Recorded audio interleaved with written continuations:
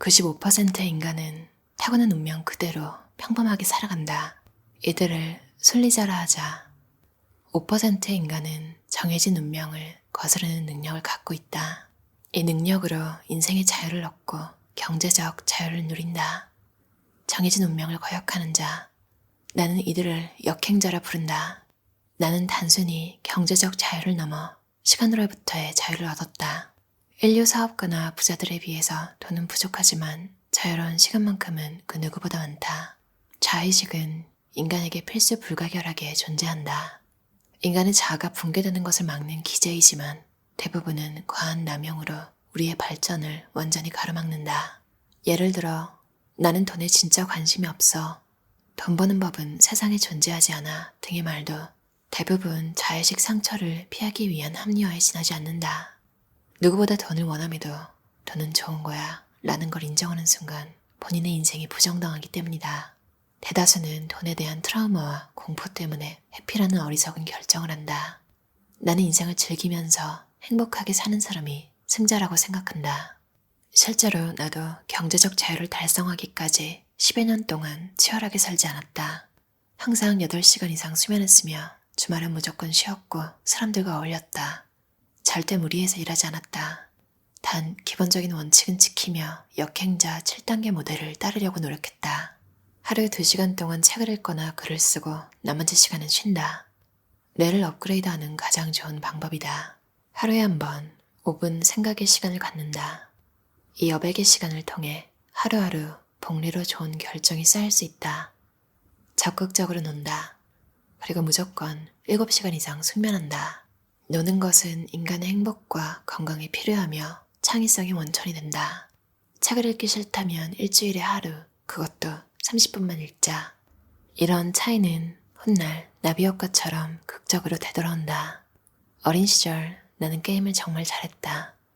비결은 간단했다. 친구들과 새로운 게임을 하고 나면 나는 집에 가서 웹사이트 게시판에 올라온 공략집을 몰래 읽었다.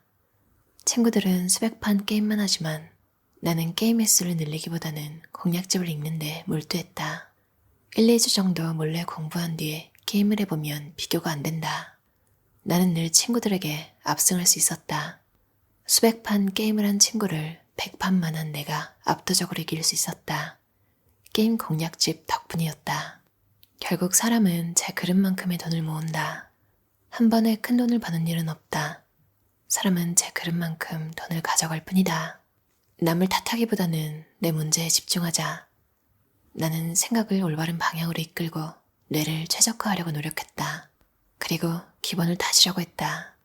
예전엔 작은 일들을 하찮게 여겨서 저런 건 나 같은 천재 상담사가 할 일이 아니야 라고 생각했다. 그런데 바닥을 찍고 나니 모든 일이 소중했고 작은 일부터 능숙해져야만 내 진짜 실력이 늘어난다는 생각이 들었다. 큰 고통 속에서 다시 새로운 사다리가 자라나기 시작했다. 어린 나는 강한 신념이 있었다.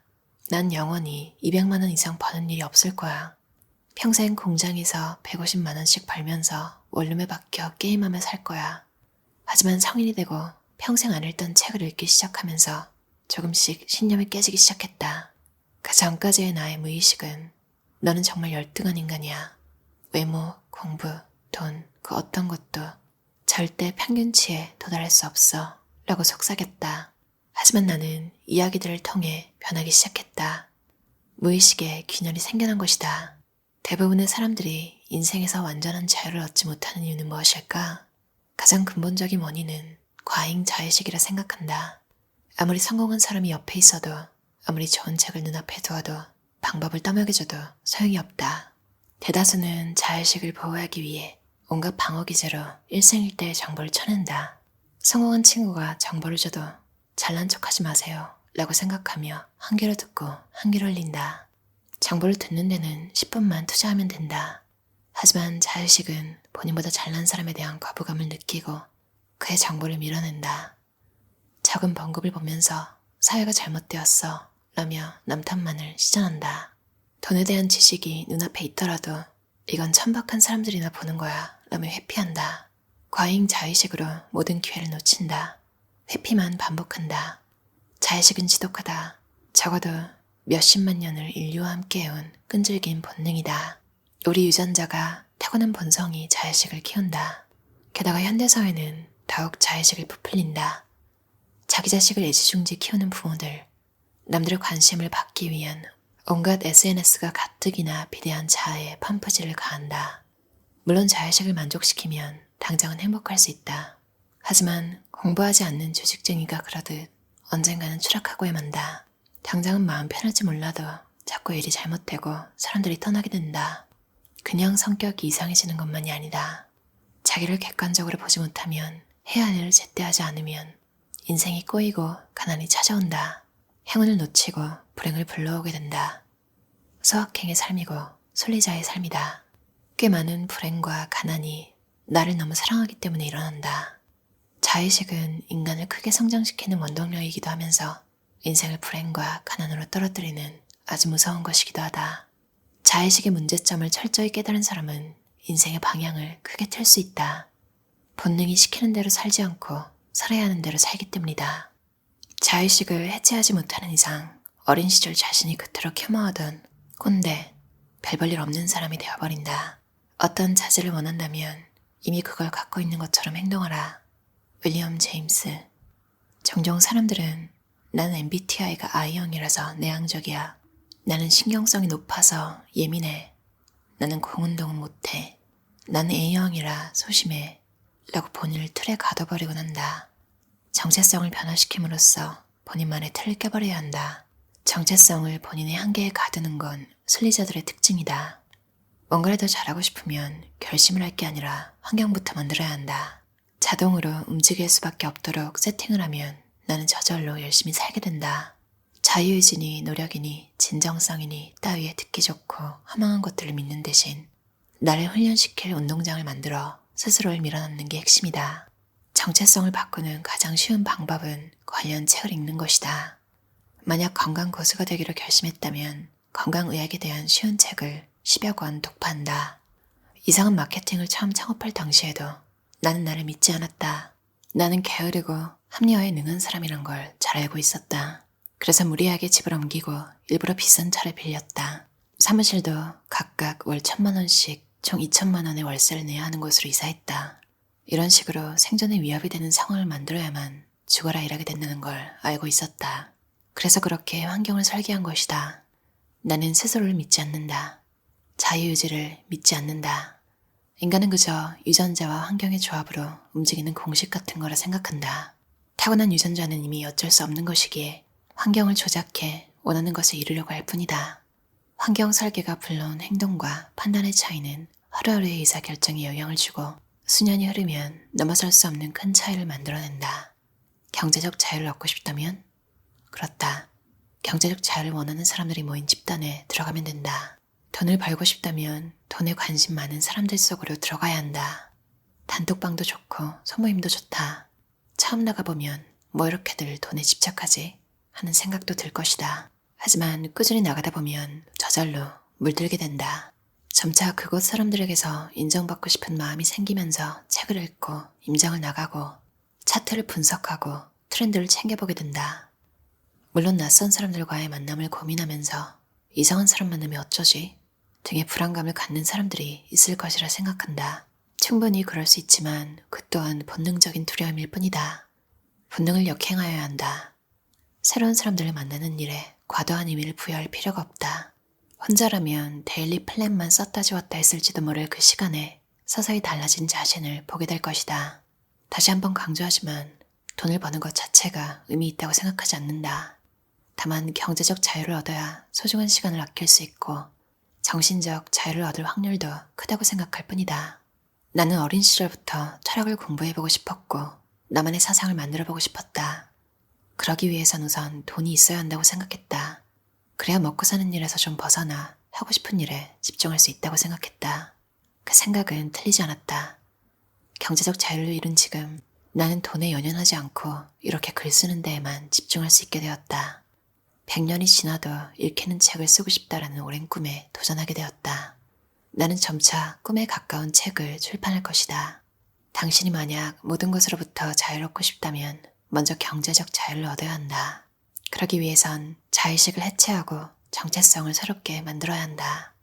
그리고 또 하나, 자기 자신에 대한 환상을 철저하게 버릴 필요가 있다. 현대의 우리는 수십억 인구와 함께 살아가고 있다. 그러니 눈치 보지 마라. 평판을 신경 쓰고 아무것도 아닌 일에 노심초사 신경 쓰면서 인생을 낭비하지 마라. 인간의 두뇌는 현재의 삶이 만족스러울 경우 지금까지 유지해온 습관을 지키려는 경향이 있다. 뇌의 칼로리 소모를 낭비하지 않도록 진화한 것이다. 그렇게 새로운 일을 배운다는 것에 대해 거부감을 갖는 본능이 존재한다. 이 오작동을 이겨내고 그냥 일단 한 번이라도 시작해보자. 무엇보다 첫걸음이 중요하다. 좋은 책을 읽었다는 것은 몇백 년 전에 살았던 가장 훌륭한 사람과 대화하는 것이다. 르네 데카르트. 2년간 2시간씩 글쓰기와 독서를 해라. 나머지 시간에는 놀아도 좋고 쾌락을 추구해도 좋다. 그러면 당신의 뇌는 발달하고 최적화를 이룬다. 별로 힘든 일이 아니다. 일주일에 한두 번만 해도 상위 10%로 올라갈 수 있다. 한 달에 책 한 권 읽는 사람이 별로 없다고 했듯이 규칙적으로 글을 쓰는 사람은 정말 거의 없다. 일주일에 한 번, 1개월에 한 번이라도 글을 써라. 너 또한 매일 책을 읽으면 최고가 될 거란 걸 안다. 하지만 게을러서 그렇게는 못하고 있다. 대신 일주일에 하루 30분만 책을 읽자. 이것만 해도 상위 5% 안에 든다라고 생각하며 10년을 보냈다. 그 결과 나는 최악의 인생에서 최고의 인생으로 바뀔 수 있었다. 부모가 어땠는지, 유전자가 어땠는지, 국가가 어땠는지 따질 필요가 없다. 현재의 상황을 직면하고 이제 뭘 하면 될지를 고민하라. 돈이 행복을 보장하진 않는다. 다만 인생의 자유를 보장할 확률은 높다. 난 이제 행복하다. 시간으로부터 자유롭다. 인간관계로부터 자유롭다. 돈으로부터 자유롭다. 매일매일이 기대된다. 자신감이 넘친다. 영원히 죽지 않고 이 즐거움을 누리고 싶다. 나는 과거의 나와 같은 사람들이 이 감정을 느낄 수 있게 해주고 싶다. 당신이 절대 넘을 수 없다고 생각하는 그 벽, 사실 별거 아니야 하고 말해주고 싶다. 유명 유튜버죠. 자청 저자의 역행자라는 책이었어요. 돈에 관련된 유명한 책 중에 부의 추월차선이라는 책이 유명하잖아요. 그 책에서는 서행차선을 가는 사람과, 그러니까 평범한 사람들이죠. 월급에 만족하고 혹은 만족하지 않아도 불평을 하면서도 생활은 변화시키지 않는 부의 서행차선을 달리는 사람들. 이 책에서는 순리자와 같겠죠. 그리고 부의 추월차선을 달리는 사람들을 이 책에서는 역행자라고 불러요. 누구나 그 5% 안에 들고 싶지만 사실 안주하는 게 더 쉽잖아요. 월급쟁이가 끊을 수 없는 달콤한 유혹, 월급, 명함, 그리고 인맥. 어차피 언젠가 퇴직해야 하는데 미리 한 살이라도 어릴 때 준비할 수 있다면 얼마나 좋을까, 이런 생각들 다들 하시는 것 같아요. 책을 많이 읽은 저자가 쓴 책은 티가 나잖아요. 이 저자도 책에 써놓기도 했지만 실제로 읽으면 아, 정말 다양한 책을 읽고 녹여냈구나. 바로바로 실행을 한 사람이구나. 제가 성공한 사람들 책을 많이 읽잖아요. 정말 하나같이 실행력이 다들 뛰어난 것 같아요. 많은 자기계발서에 영향을 준 스콧 아담스의 열정은 쓰레기다. 더 시스템이라는 책으로 새어나온 그 책에서도 스콧 아담스가 사람을 되게 단순한 기계처럼 생각하려고 하거든요. 감정 없이 살아라 이런 얘기가 아니라 입출력 시스템이라고 생각하고 적절한 식습관 유지하기, 운동하기, 긍정적으로 생각하기, 이렇게 인풋을 관리하면 아웃풋이 사실 거짓말을 하지 않잖아요. 근데 이 저자 자청님도 인간은 그저 유전자와 환경의 조합으로 움직이는 공식 같은 거라 생각한다. 이런저런 변명 다 버리고 그냥 딱 환경을 세팅을 바로 해버리는 게 참 대단한 것 같아요. Fake till you make it이라고 하잖아요. 그럴 때까지 그런 척 하라고. 이게 진짜 맞는 게 제가 동네를 옮길 때, 그러니까 전에 동네에는 뭐가 없었어요. 좀 걸어서 커피숍이 하나 있는데 완전 10,000원이고 그것도 막 1시에 닫고, 그렇다고 엄청 조용한 동네도 아니었고 큰 도로가 있고 공원도 있긴 한데 뭔가 참 적적한, 거기 살 때 되게 뭔가 제 인생이 그렇게 즐겁다는 느낌이 안 들더라고요. 그래서 고민하다가 번화가 쪽으로 이사를 왔는데 처음에는 적응이 안 되는 거예요. 아, 이렇게 예쁜 카페도 많고 사람들도 되게 활기차고 이렇게 달리는 사람들도 많고 자기관리를 열심히 하고 근처에는 유기농 음식을 파는 그런 마트도 있고, 처음에는 진짜 웃긴데 제 돈 내고 제가 사는 건데도 내가 이런 동네에 속하는 사람인가? 이렇게 어색한 느낌이 들더라고요. 너무 찌질한 사람처럼 막 그런 생각을 하고 있었는데 친구가 야, 너 여기 속하지 당연히. 시내 같은데 처음 살아본 것도 아닌데 그냥 내가 있던 환경에서 변하니까 어색하더라고요. 그 시끄럽고 사람 많은 명동 근처에 산 적도 있는데 그게 기억이 안 나고 그냥 그 전에 살던 재미없는 동네에 속하는 사람. 치안도 별로 안 좋았거든요. 근데 이사 와서 적응이 되고 나니까 전에 동네에서도 분명 헬스장을 등록했는데 너무 멀어서 중간에 이렇게 끊었어요.